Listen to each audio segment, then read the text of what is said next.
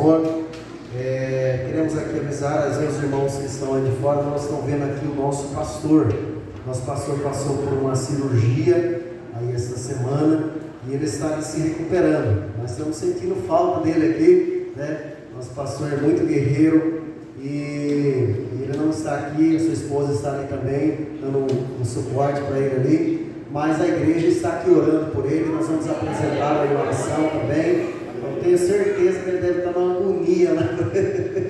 Para estar aqui pelo que a gente conhece o nosso pastor, né? Grande homem de Deus, pastor Fernando, e nós estamos aqui juntamente com o nosso segundo aqui, o nosso irmão José, que inclusive trabalha também, e debaixo da bênção do nosso pastor. Nós louvamos o nosso pastor, porque o nosso pastor tem um compromisso com a palavra. E ele falou: irmão, deixa um tempo bom para ouvir a palavra. Nós vamos já fazer uma oração e já vamos ouvir a palavra de Deus nessa noite, amém? Eu quero convidar aqui o presbítero Neuri. De bastante alegria por ele estar aqui. Quero também nesta oração apresentar a esposa dos nossos irmãos ali, dos varões, que não pôde estar aqui. O irmão Aldo, a sua esposa, não estava bem e ele precisou ficar olhando ela. Então quero que os irmãos apresentem também a irmã Laura. Oramos.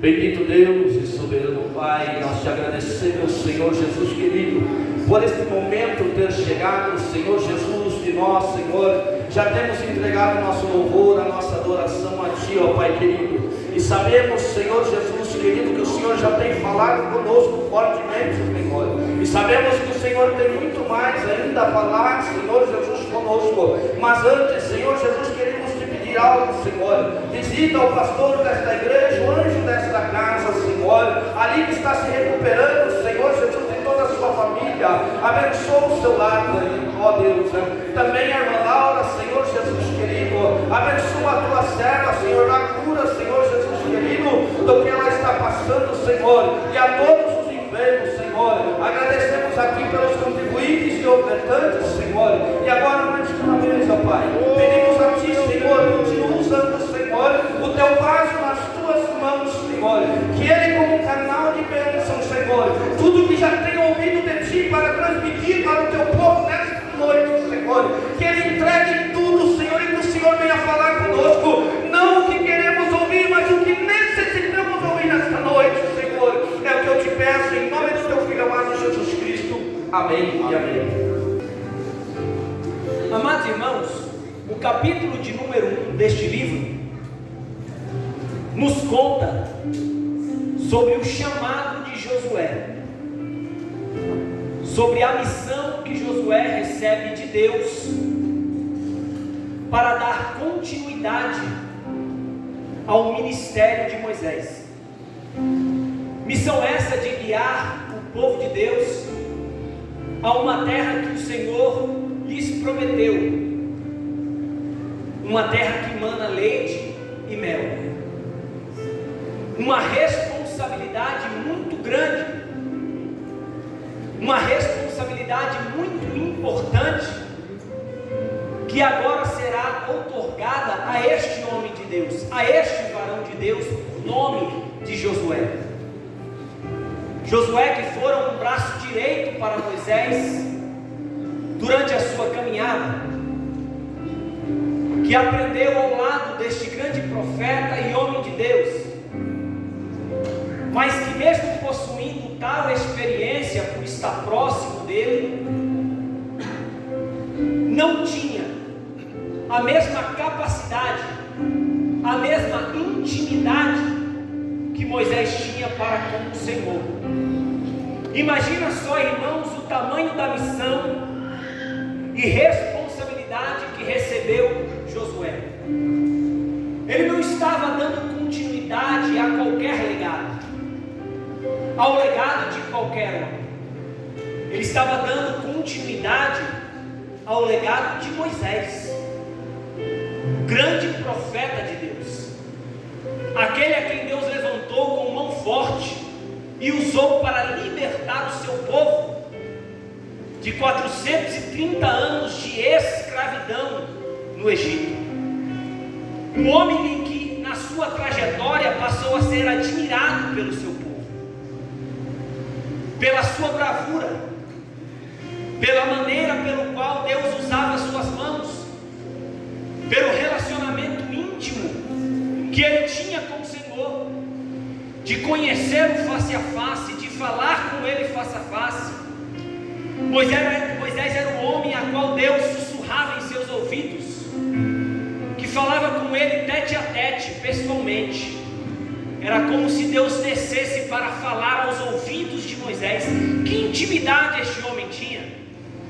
Um homem que adquiriu respeito por tudo e por todos.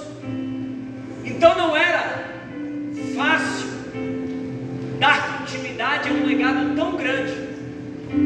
Josué não tinha o mesmo respeito que Moisés tinha no meio de seu povo, no meio de Israel. Josué não tinha a mesma intimidade que Moisés tinha com Deus.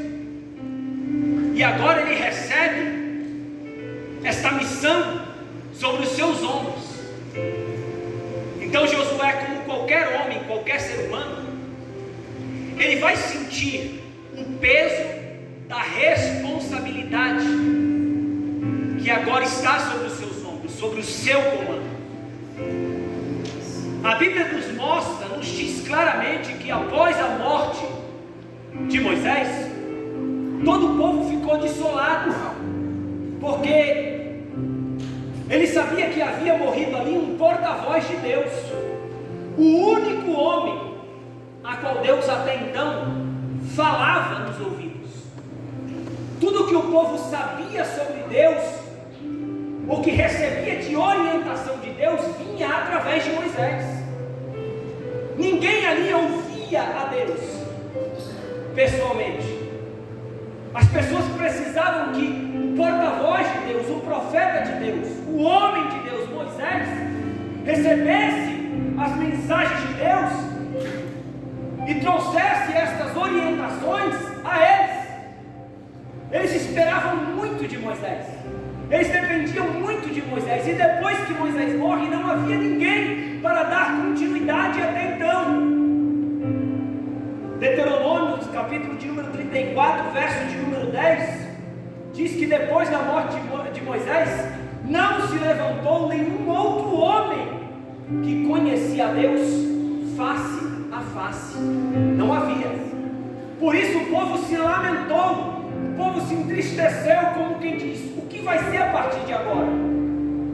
Porque aquele a quem Deus falava não está mais aqui, partiu. É por isso que a Bíblia nos diz que eles lamentaram muito. Deuteronômio 34, verso de número 8, diz que por 30 dias o povo se reuniu e choraram a morte de Moisés. 30 dias eles reunidos nas planícies de Moabe, onde Deus levou o seu servo, e ali eles lamentavam, choravam a morte do profeta, dizendo: e agora? Imaginem, irmãos, 30 dias de choro, de lamentação. E vocês pensam que Josué estava onde?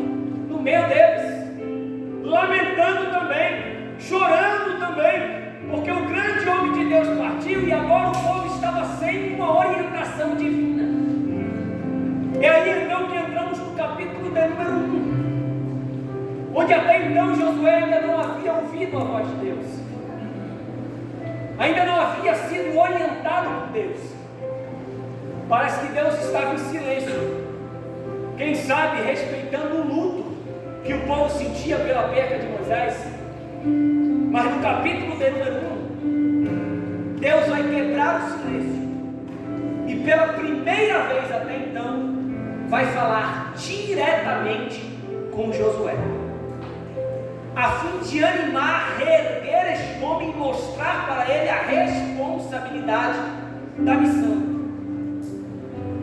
Todos nós sabemos, irmãos, e percebemos claramente pelo capítulo 1 e verso 1, que Josué estava abalado com aquela situação, estava sentindo o peso da responsabilidade e precisava de uma resposta, precisava de um direcionamento. A epígrafe de algumas Bíblias, sabemos que a epígrafe não faz parte do texto, é um acréscimo, mas vem para orientar e dar uma luz sobre o que o texto está falando. E a epígrafe de algumas Bíblias vai dizer que este capítulo está falando sobre Deus animando a Josué, porque de fato Josué estava triste. Imagina, 30 dias de lamentação, porque o grande profeta se foi, o grande homem de foi e o que será a partir de agora. Então Deus quebra o silêncio com Josué e pela primeira vez vem falar com ele. E Deus vai dar algumas orientações importantíssimas a Josué e que podemos aplicar sobre a nossa vida para compreendermos verdades a respeito do reino de Deus e da vontade de Deus para aqueles a quem Deus chama e escolhe. E o interessante é que a primeira palavra que Deus vai direcionar a Josué é: Moisés, o meu servo, já é morto. A missão agora é tua. E eu vou te dar aqui a bússola, a receita, para que você seja vitorioso nesta missão, como foi Moisés.